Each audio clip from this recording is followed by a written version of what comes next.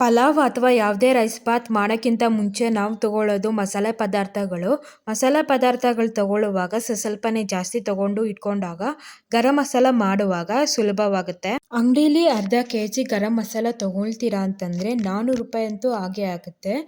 ನೀವು ಮನೆಯಲ್ಲೇ ಮಾಡ್ತೀನಿ ಅಂತಂದಾಗ 200-210 ರೂಪಾಯಿ ಒಳಗಡೆ ಈ ಗರಂ ಮಸಾಲೆನ ಮಾಡಿ ಮುಗಿಸ್ಬೋದು. ಕರಿ ಮಾಡುವಾಗ, ಗ್ರೇವಿ ಮಾಡುವಾಗ, ಪಲ್ಯ ಮಾಡುವಾಗ, ಗೊಜ್ಜು ಮಾಡಿದಾಗ ಅಥವಾ ಯಾವುದೇ ರೈಸ್ ಬಾತ್ ಮಾಡುವಾಗ ಈ ಗರಂ ಮಸಾಲೆ ಅರ್ಧ ಸ್ಪೂನ್ ಅಷ್ಟು ಹಾಕಿದ್ರೆ ಸಾಕಾಗುತ್ತೆ. ಈ ಎಲ್ಲ ರೆಸಿಪಿಗೂ ಕೂಡ ನೀವು ಉಪಯೋಗಿಸ್ಕೊಳ್ಬೋದು ಗರಂ ಮಸಾಲಾನ.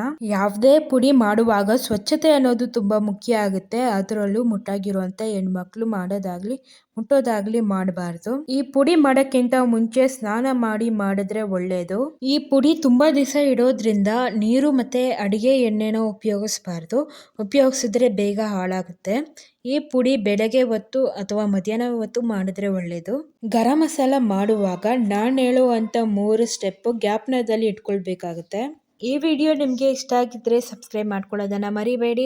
ಪಕ್ಕದಲ್ಲೇ ಕಾಣೋ ಬೆಲ್ ಐಕಾನ್ನ ಪ್ರೆಸ್ ಮಾಡಿ, ಮೊದಲನೇ ನೋಟಿಫಿಕೇಶನ್ ನಿಮಗೆ ಬರುತ್ತೆ. ಲೈಕ್ ಮಾಡಿ, ಕಮೆಂಟ್ ಮಾಡಿ, ಜಾಸ್ತಿ ಇಷ್ಟ ಆದರೆ ಶೇರ್ ಮಾಡಿ, ಮತ್ತೆ ಈ ವಿಡಿಯೋನ ಸೇವ್ ಮಾಡ್ಕೊಳ್ಳೋದನ್ನ ಮರಿಬೇಡಿ. ನಿಮ್ಮ ಅನಿಸಿಕೆ, ಅಭಿಪ್ರಾಯ, ಟೀಕೆ, ಪ್ರೀತಿ ಮಾತು ಏನೇ ಇದ್ರೂ ಕೂಡ ಕಮೆಂಟ್ ಸೆಕ್ಷನ್ ಅಲ್ಲಿ ತಿಳಿಸೋದನ್ನ ಮರಿಬೇಡಿ. ಈ ವಿಡಿಯೋನ ನೀವು ಸ್ಕಿಪ್ ಮಾಡದೇ ನೋಡಿದ್ರೆ ಗರಂ ಮಸಾಲ ಸುಲಭವಾಗಿ ಮಾಡೋದು ಹೇಗೆ ಅಂತ ನೋಡ್ಬೋದು. ಮತ್ತೆ ಅದಕ್ಕೆ ಬೇಕಾಗಿರುವಂತ ಪದಾರ್ಥಗಳು ಯಾವ್ದ್ಯಾವ್ದು ಅಂತ ಕೂಡ ನೋಡ್ಬೋದು. ಎಲ್ಲರಿಗೂ ಮತ್ತೊಮ್ಮೆ ನನ್ನ ಚಾನೆಲ್ಗೆ ಪ್ರೀತಿಯ ಸ್ವಾಗತ, ಸುಸ್ವಾಗತ.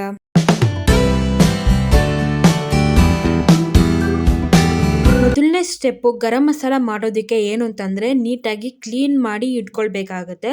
ಪ್ರತಿಯೊಂದು ಮಸಾಲೆನ ನಾನು ಕ್ಲೀನ್ ಮಾಡಿ ಈ ಥರ ಒಂದು ಚಿಕ್ಕ ಕಪ್ಪುಗಳಿಗೆ ಹಾಕಿ ಇಟ್ಕೊಂಡಿದ್ದೀನಿ. ಇವತ್ತಿನ ವಿಡಿಯೋದಲ್ಲಿ ಅರ್ಧ ಕೆಜಿ ಗರಂ ಮಸಾಲ ಪುಡಿ ಮಾಡ್ತಿರೋದ್ರಿಂದ ಕರೆಕ್ಟಾಗಿರೋಂಥ ಅಳತೆಯಲ್ಲಿ ಮಾಡಬೇಕಾಗತ್ತೆ. ನಾನು ಅಳತೆ ತೊಗೊಂಡಿರೋದು ಸ್ಪೂನಿಂದ ಅಳತೆ ತೊಗೊಂಡು ನಾನು ಕಪ್ಪಲ್ಲಿ ಹಾಕಿ ಇಟ್ಕೊಂಡಿದ್ದೀನಿ. ಸ್ಟವ್ವನ್ನ ಹಚ್ಚೋಕ್ಕಿಂತ ಮುಂಚೆ ನಾನು ಹೇಳುವಂಥ ಎಲ್ಲ ಮಸಾಲೆ ಪದಾರ್ಥಗಳನ್ನ ಈ ಥರ ತೆಗ್ದಿಟ್ಕೊಂಡ್ಬಿಡಿ. ಕನ್ಫ್ಯೂಸ್ ಆಗೋದು ಬೇಡ, ಮತ್ತೆ ಮರ್ತೋಗೋದು ಕೂಡ ಬೇಡ. ಗರಂ ಮಸಾಲ ಮಾಡುವಂಥ ಎಲ್ಲ ಪಾತ್ರೆ ಕೂಡ ನಾನು ಈ ಥರ ಬಿಸಿ ಮಾಡಿ ಇಟ್ಕೊಂಡಿದ್ದೀನಿ. ನಿಮಗೆ ಸಮಯ ಅನ್ನೋದಿದ್ರೆ ಬಿಸಿಲಲ್ಲಿಟ್ಟು ಮಾಡ್ಕೊಳ್ಬೋದು.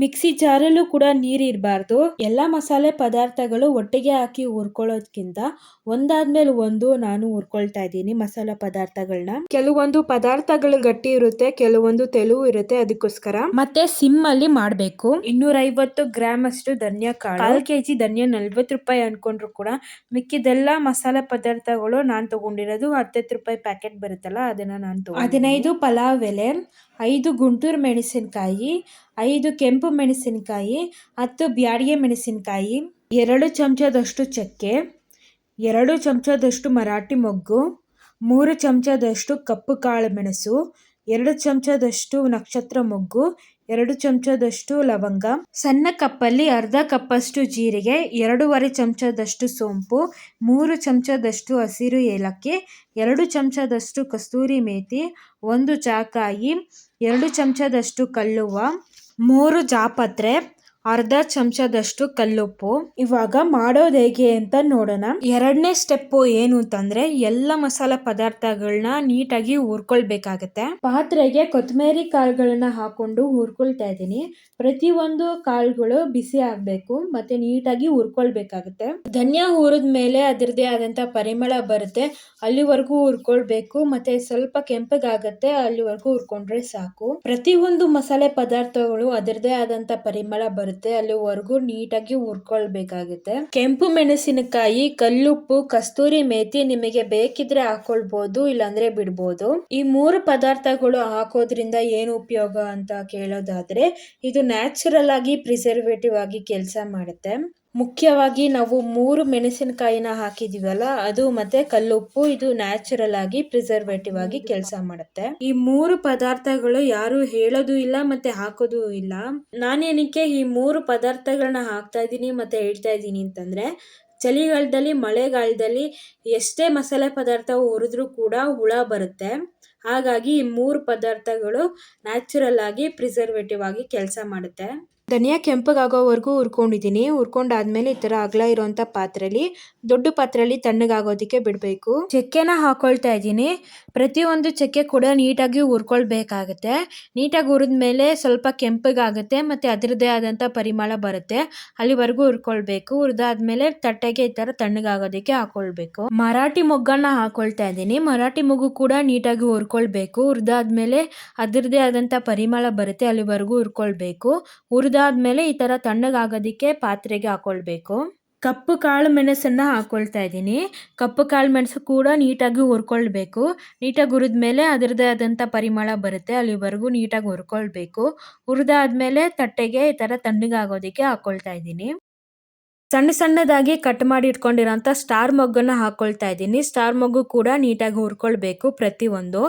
ಹುರಿದಾದ್ಮೇಲೆ ಸ್ವಲ್ಪ ಕೆಂಪಗಾಗುತ್ತೆ ಮತ್ತು ಅದರದ್ದೇ ಆದಂಥ ಪರಿಮಳ ಬರುತ್ತೆ, ಅಲ್ಲಿವರೆಗೂ ಹುರ್ಕೊಳ್ಬೇಕು. ಹುರಿದಾದ್ಮೇಲೆ ಈ ಥರ ತಟ್ಟೆಗೆ ಹಾಕ್ಕೊಳ್ಬೇಕು.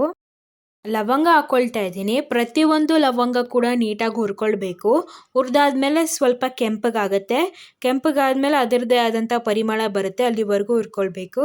ಹುರಿದಾದ್ಮೇಲೆ ತಣ್ಣಗಾಗೋದಕ್ಕೆ ಈ ಥರ ತಟ್ಟೆಗೆ ಹಾಕ್ಕೊಳ್ಬೇಕು. ಜೀರಿಗೆನ ಹಾಕ್ಕೊಳ್ತಾ ಇದ್ದೀನಿ. ಪ್ರತಿಯೊಂದು ಜೀರಿಗೆ ಕೂಡ ನೀಟಾಗಿ ಹುರ್ಕೊಳ್ಬೇಕು.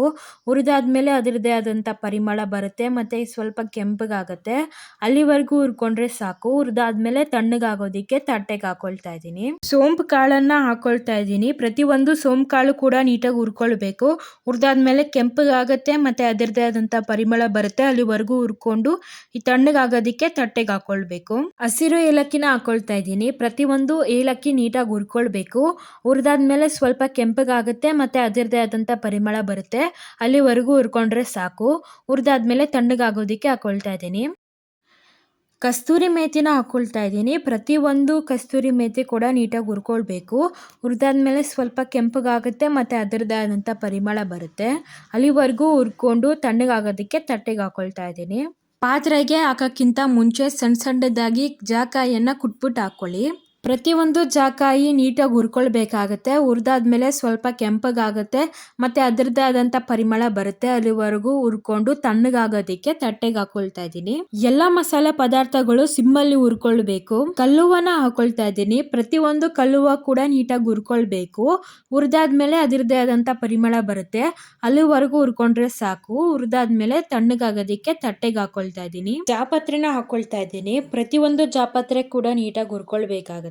ಜಾಪತ್ರೆ ಸ್ವಲ್ಪ ಕೆಂಪಗಾಗುತ್ತೆ, ಅಲ್ಲಿವರೆಗೂ ಹುರ್ಕೊಳ್ಬೇಕು. ಮತ್ತೆ ಅದರದ್ದೇ ಆದಂಥ ಅದ್ಭುತವಾಗಿರುವಂಥ ಪರಿಮಳ ಮನೆ ಪೂರ್ತಿ ಬರುತ್ತೆ, ಅಲ್ಲಿವರೆಗೂ ಹುರ್ಕೊಳ್ಬೇಕು. ಹುರಿದಾದ್ಮೇಲೆ ತಣ್ಣಗಾಗೋದಕ್ಕೆ ತಟ್ಟೆಗೆ ಹಾಕ್ಕೊಳ್ತಾ ಇದ್ದೀನಿ. ಸಣ್ಣ ಸಣ್ಣದಾಗಿ ಕಟ್ ಮಾಡಿ ಇಟ್ಕೊಂಡಿರೋಂಥ ಪಲಾವ್ ಎಲೆನ ಹಾಕ್ಕೊಳ್ತಾ ಇದ್ದೀನಿ. ಪ್ರತಿಯೊಂದು ಪಲಾವ್ ಎಲೆ ಕೂಡ ನೀಟಾಗಿ ಹುರ್ಕೊಳ್ಬೇಕಾಗತ್ತೆ. ಹುರಿದಾದ್ಮೇಲೆ ಸ್ವಲ್ಪ ಕೆಂಪಗಾಗುತ್ತೆ ಮತ್ತು ಅದರದ್ದೇ ಆದಂಥ ಪರಿಮಳ ಬರುತ್ತೆ, ಅಲ್ಲಿವರೆಗೂ ಹುರ್ಕೊಂಡ್ರೆ ಸಾಕು. ಹುರಿದಾದ್ಮೇಲೆ ತಣ್ಣಗಾಗೋದಕ್ಕೆ ನಾನು ತಟ್ಟೆಗೆ ಹಾಕ್ಕೊಳ್ತಾ ಇದ್ದೀನಿ. ಯಾವುದೇ ಪುಡಿ ಮಾಡುವಾಗ ಮೆಣಸಿನಕಾಯಿಗಳನ್ನ ಕೊನೆಯದಾಗಿ ಹುರ್ಕೊಳ್ಬೇಕು, ಇಲ್ಲ ಅಂತಂದರೆ ಮನೆ ಪೂರ್ತಿ ಘಾಟಾಗುತ್ತೆ. ಕೆಂಪು ಮೆಣಸಿನ್ಕಾಯಿನ ಹಾಕ್ಕೊಳ್ತಾ ಇದ್ದೀನಿ. ಪ್ರತಿಯೊಂದು ಕೆಂಪು ಮೆಣಸಿನ್ಕಾಯಿ ನೀಟಾಗಿ ಹುರ್ಕೊಳ್ಬೇಕು. ಹುರಿದಾದ್ಮೇಲೆ ಅದ್ರ ಖಾರದ ಸುವಾಸನೆ ಹೋಗುತ್ತೆ, ಅಲ್ಲಿವರೆಗೂ ಹುರ್ಕೊಂಡು ತಣ್ಣಗಾಗೋದಕ್ಕೆ ತಟ್ಟೆಗೆ ಹಾಕ್ಕೊಳ್ತಾ ಇದ್ದೀನಿ. ಬ್ಯಾಡಿಗೆ ಮೆಣಸಿನ್ಕಾಯಿನ ಹಾಕ್ಕೊಳ್ತಾ ಇದ್ದೀನಿ. ಪ್ರತಿಯೊಂದು ಬ್ಯಾಡಿಗೆ ಮೆಣಸು ನೀಟಾಗಿ ಹುರ್ಕೊಳ್ಬೇಕು. ಇದು ಸ್ವಲ್ಪ ಜಾಸ್ತಿ ಸಮಯ ಹಿಡಿಯುತ್ತೆ ಸುಕ್ಕಿರೋದ್ರಿಂದ. ಬ್ಯಾಡಿಗೆ ಮೆಣಸು ಕೂಡ ಖಾರದ ಸುವಾಸನೆ ಹೋಗೋವರೆಗೂ ಹುರ್ಕೊಂಡ್ರೆ ಸಾಕು.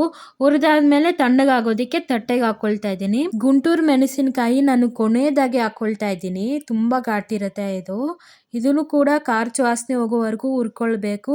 ಹುರಿದಾದ್ಮೇಲೆ ತಣ್ಣಗಾಗೋದಕ್ಕೆ ತಟ್ಟೆಗೆ ಹಾಕ್ಕೊಳ್ಬೇಕು. ಎಲ್ಲ ಮೆಣಸಿನಕಾಯಿ ಒಂದು ಅರ್ಧ ನಿಮಿಷ ಹುರ್ಕೊಂಡ್ರೆ ಸಾಕು. ಕೊನೆಯದಾಗಿ ಕಲ್ಲುಪ್ಪನ್ನು ಹಾಕ್ಕೊಳ್ತಾ ಇದ್ದೀನಿ. ಗ್ಯಾಸನ್ನು ಆಫ್ ಮಾಡಿ ನಾನು ಹಾಕ್ಕೊಳ್ತಾ ಇದ್ದೀನಿ.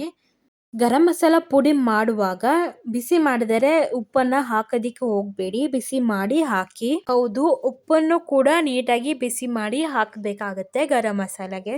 ಆವಾಗಲೇ ಹೇಳಿರೋ ಹಾಗೆ ಮೆಣಸಿನಕಾಯಿಗಳು ಮತ್ತು ಉಪ್ಪು ನ್ಯಾಚುರಲ್ ಆಗಿ ಪ್ರಿಸರ್ವೇಟಿವ್ ಆಗಿ ಕೆಲಸ ಮಾಡುತ್ತೆ ಈ ಚಳಿಗಾಲದಲ್ಲಿ ಮತ್ತು ಮಳೆಗಾಲದಲ್ಲಿ. ನಿಮಗೆ ಸಮಯ ಅನ್ನೋದಿದ್ದರೆ ಮತ್ತು ಆಚೆಗಡೆ ಬಿಸಿಲಿದ್ರೆ ಅರ್ಧ ಗಂಟೆ ಈ ಮಸಾಲೆ ಪದಾರ್ಥಗಳು ಆಚೆಗಡೆ ಬಿಸಿಲಲ್ಲಿ ಇಡ್ಬೋದು. ಇಟ್ಟಷ್ಟು ಕೂಡ ಚೆನ್ನಾಗಿರುತ್ತೆ ಗರಂ ಮಸಾಲ ಪುಡಿ. ಗರಂ ಮಸಾಲ ಪುಡಿ ಒಂದೇ ಅಲ್ಲ, ನೀವು ಮಾಡೋವಂಥ ಎಲ್ಲ ಪುಡಿಗಳು ಕೂಡ ಈ ಥರ ಬಿಸಿಲಲ್ಲಿಟ್ಟು ಮಾಡಿದಾಗ ತುಂಬ ದಿವಸವರೆಗೂ ಇಟ್ಕೊಳ್ಬೋದು ನೀಟಾಗಿ. ಎಲ್ಲ ಸೋಷಿಯಲ್ ಮೀಡಿಯಾ ಲಿಂಕ್ಸು ಡಿಸ್ಕ್ರಿಪ್ಷನಲ್ಲಿದೆ, ಅಲ್ಲೂ ಕೂಡ ಫಾಲೋ ಮಾಡೋದನ್ನು ಮರಿಬೇಡಿ. ಈ ಗರಂ ಮಸಾಲೆಗೆ ಮಸಾಲೆನೇ ಅಲ್ವಾ ಮುಖ್ಯವಾಗಿ ನಾವು ಹಾಕೋದು, ಹಾಗಾಗಿ ನೀಟಾಗಿ ಹುರ್ಕೊಳ್ಬೇಕು ಮತ್ತು ನೀಟಾಗಿ ಇಟ್ಕೊಳ್ಬೇಕಾಗುತ್ತೆ. ನೀವು ಇಷ್ಟೊಂದು ಟೈಮ್ ಕೊಟ್ಟು ಮಾಡಿದಾಗ ಏನಾದರೂ ಇದು ಹಾಳಾದರೆ ನೀವು ಮಾಡಿದ್ದು ಕೂಡ ಉಪಯೋಗ ಇರೋದಿಲ್ಲ. ಅದಕ್ಕೋಸ್ಕರ ನಾನು ಇಷ್ಟೊಂದು ಸತಿ ಹೇಳ್ತಾ ಇದ್ದೀನಿ. ಅಕಸ್ಮಾತ್ ಆಚೆಗಡೆ ಬಿಸಿಲಿಲ್ಲ ಅಂತಂದರೆ ಅದೊಂದು ಸ್ಕಿಪ್ ಮಾಡಿ ಮಿಕ್ಕಿದ್ದೆಲ್ಲ ನೀಟಾಗಿ ಮಾಡಿಟ್ಕೊಳ್ಬೋದು.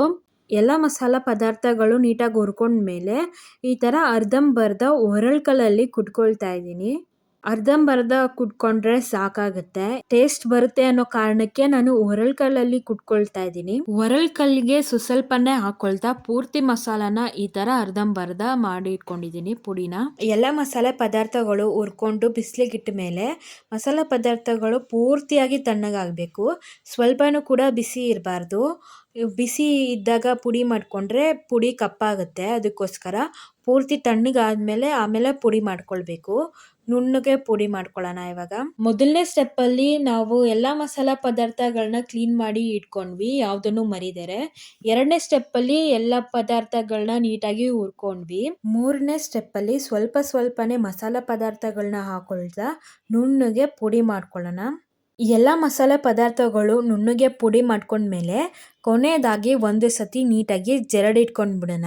ಯಾಕಂತಂದರೆ ಕೆಲವೊಂದು ಸತಿ ಪದಾರ್ಥಗಳು ನುಣ್ಣಗೆ ಪುಡಿ ಆಗೋದಿಲ್ಲ. ಅದಕ್ಕೋಸ್ಕರ ನಾನು ಒಂದು ಸತಿ ಚೆಕ್ ಮಾಡ್ಕೊಳ್ತಾ ಇದ್ದೀನಿ.